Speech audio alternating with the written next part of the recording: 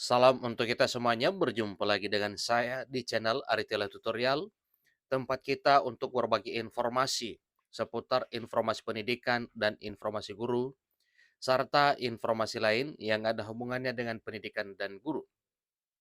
Pada pertemuan ini, saya menyapa Bapak Ibu honorer setanah air yang selalu setia melaksanakan tugas tanpa mengenal lelah.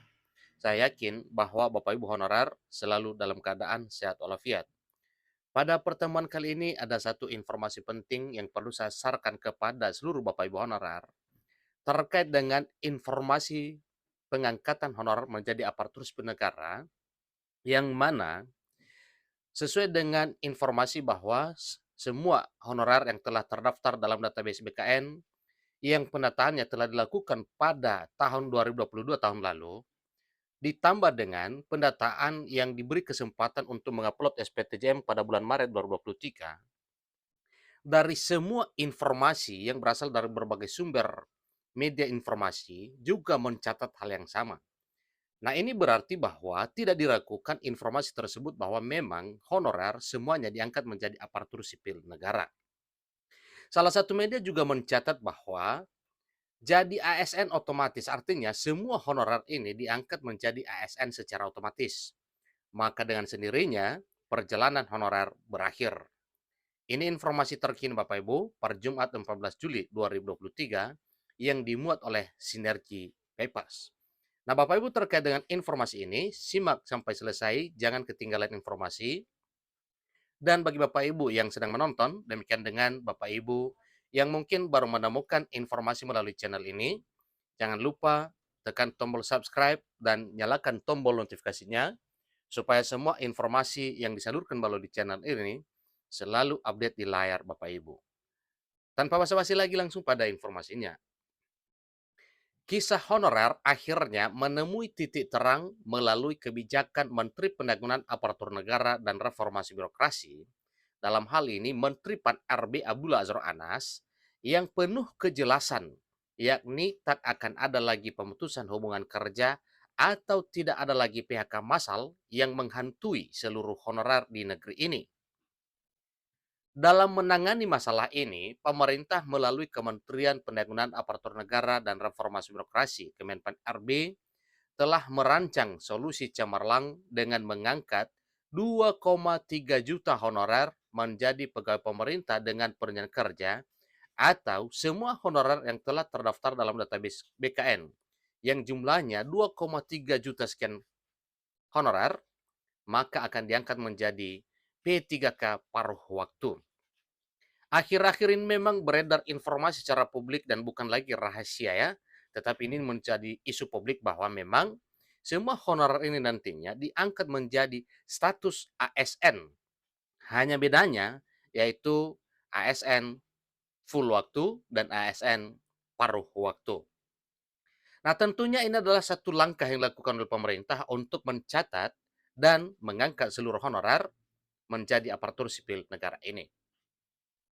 Langkah ini sejalan dengan apa yang tertuang dalam inventaris masalah rancangan undang-undang aparatur sipil negara atau sebagaimana yang telah terdaftar di dalam DIM RUASN yang sedang ramai diperbincangkan di kalangan honorer non-ASN.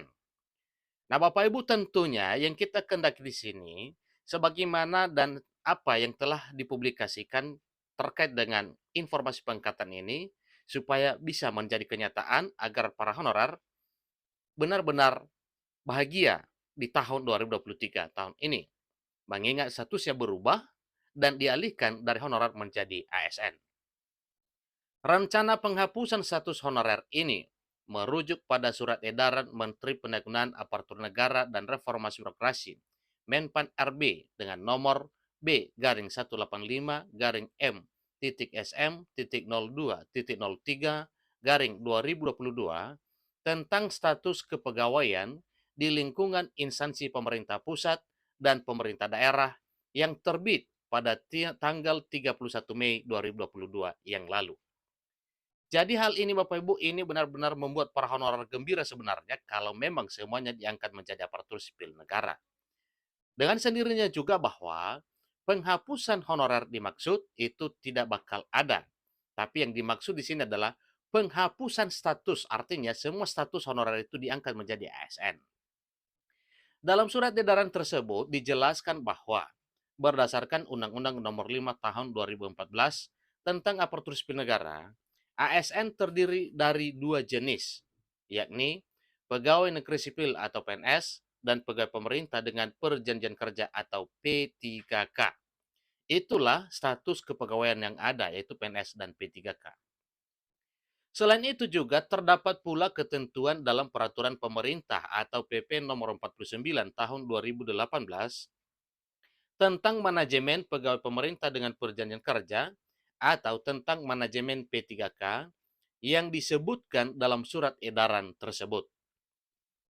Peraturan pemerintah ini menetapkan bahwa mulai 28 November 2023 hanya akan ada dua jenis kepegawaian, yaitu pegawai negeri sipil dan pegawai pemerintah dengan perjanjian kerja.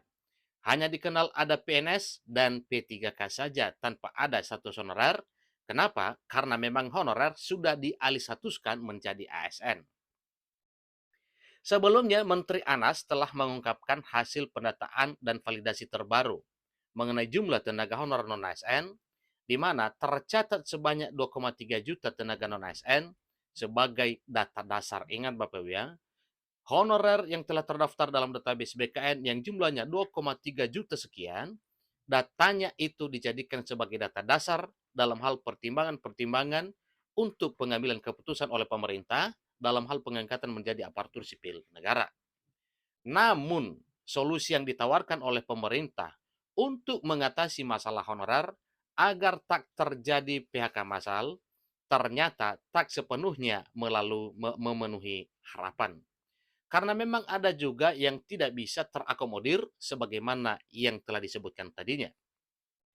Jadi informasi yang beredar dalam daftar inventaris masalah revisi Undang-Undang Aparatur Sipil Negara atau DIM RUU ASN mengungkapkan bahwa sebenarnya DPR RI telah mengusulkan agar honorer langsung diangkat menjadi pegawai negeri sipil setelah verifikasi surat keputusan pengangkatan sebagai honorer dengan memperhatikan batasan usia pensiun. Jadi itulah yang disampaikan oleh DPR RI.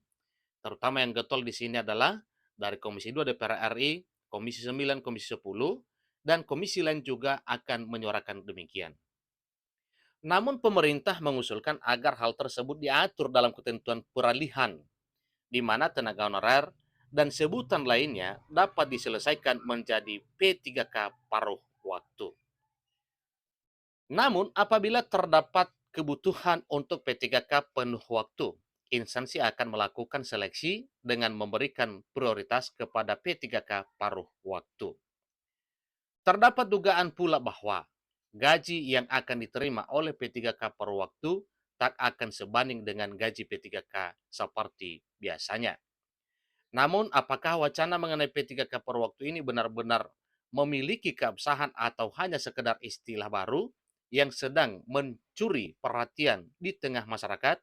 Tentunya ini adalah satu pertanyaan yang jawabannya kita terus menantikannya. Nampaknya telisik punya telisik. BKN telah melakukan penataan non-ASN yang datanya bisa jadi P3K per time. Nah, kemungkinan Bapak Ibu, inilah nantinya yang akan terjadi, yaitu pengangkatan honor menjadi ASN. ASN apa?